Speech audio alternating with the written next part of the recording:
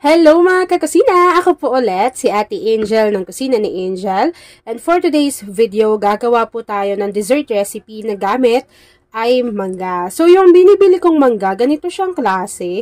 Medyo mataba siya dito, tapos panipis na yung bandang dulo. Hindi ko po alam kung anong tawag dito. And ito po ay matamis na version. Minsan kasi may mga nabibili ako na, yung alam mo yung pareha silang na malalaking parte, tapos minsan may asim, ganon. So, ito, kung gusto niyo ng matamis na mangga, ganito po yung pinipili ko. Yan. So, ito po ay 6 na piraso. Hihiwain ko lang po ito lahat into cubes. And then, after po nun, ipapakita ko sa inyo kung ano pa yung next procedure.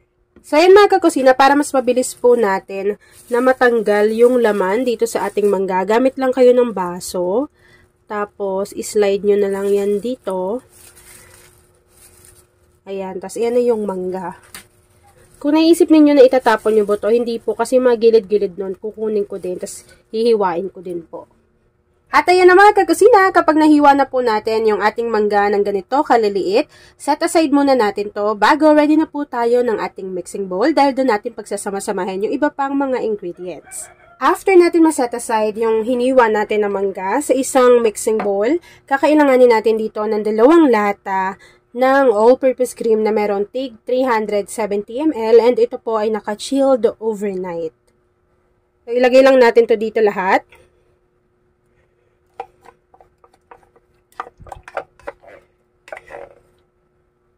Kaya ko po siya chinilled overnight para po medyo kumapal na rin yung consistency nito kapag minix na natin. Pero, okay lang din kahit papano na hindi mo siya i-chilled kasi pwede mo pa naman yung ilagay sa ref. Kagaya nitong isa, hindi siya masyadong nag-chilled. Hindi ko kasi sila sabay na ilagay. After adding ng ating all-purpose cream, kakailanganin din po natin ng 1 lata ng condensed milk. Ito naman po ay mayroong 390 grams. After adding ng ating cream, pati ng ating condensed milk, maglagay lang po tayo ng konting vanilla essence. Kapag nailagay na po natin yung ating mga ingredients dito sa ating mixing bowl, hahaluin lang po natin ito para mag-combine. Ayan, so mix it well lang.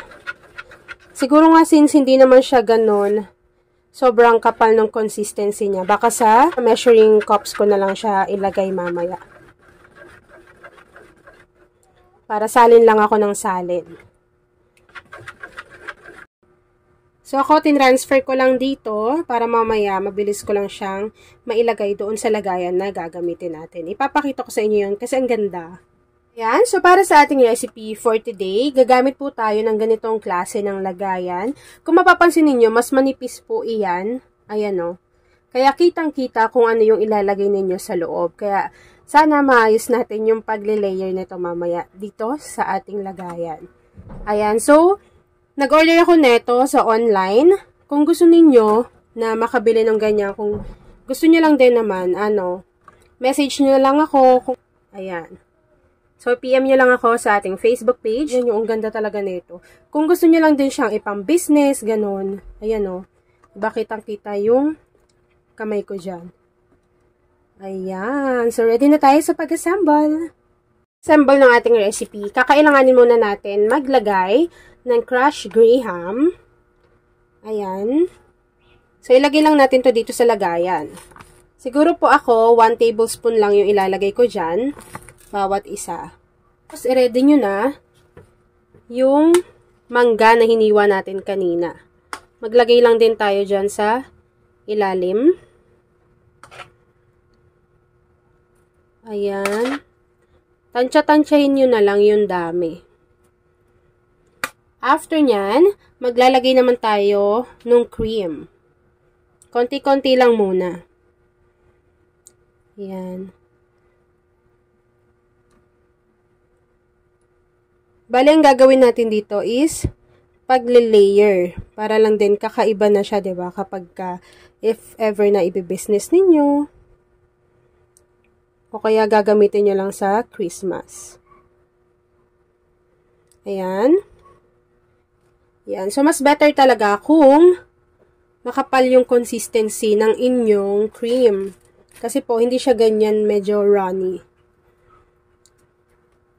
Tapos, maglagay ulit tayo ng crushed graham.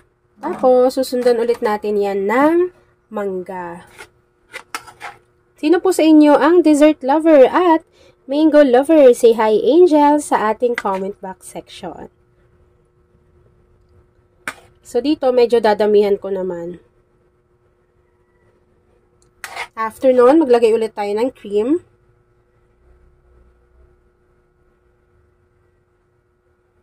Sarap. Yan. Tapos, dadamihan na natin.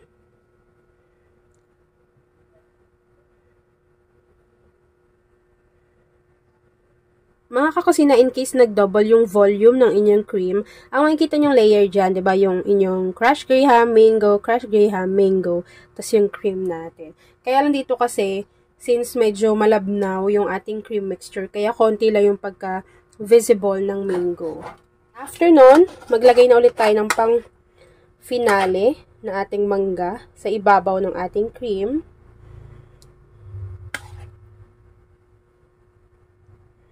Tapos, ilalagay lang po natin ito ulit sa ating chiller hanggang sa mag-set or mag-firm po yung ating all-purpose cream. And then, after po nun, ipapakita ko na sa inyo kung ano yung natapos nating easy dessert recipe. Ang ganda!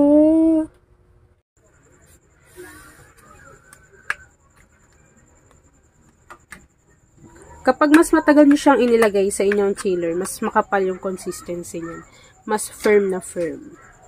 At ayan na mga kakusina, tapos naman po ang ating easy dessert recipe na mango graham in a cup. Kung nagustuhan mo yung ating video, please like and share this video. At kung hindi ka pa nakakapag-subscribe sa aking YouTube channel na Kusina ni Angel, please click subscribe button. Click mo na yung notification bell. Click all para lagi kang updated sa bawat ina-upload kong mga videos. Yun lang mga kakusina. Thanks for watching and enjoy this video. Yan, so ganyan po yung kanyang loob, 'di ba? Sobrang daming mangoes and ganyan naman po siya itsura niya kapag na-scoop.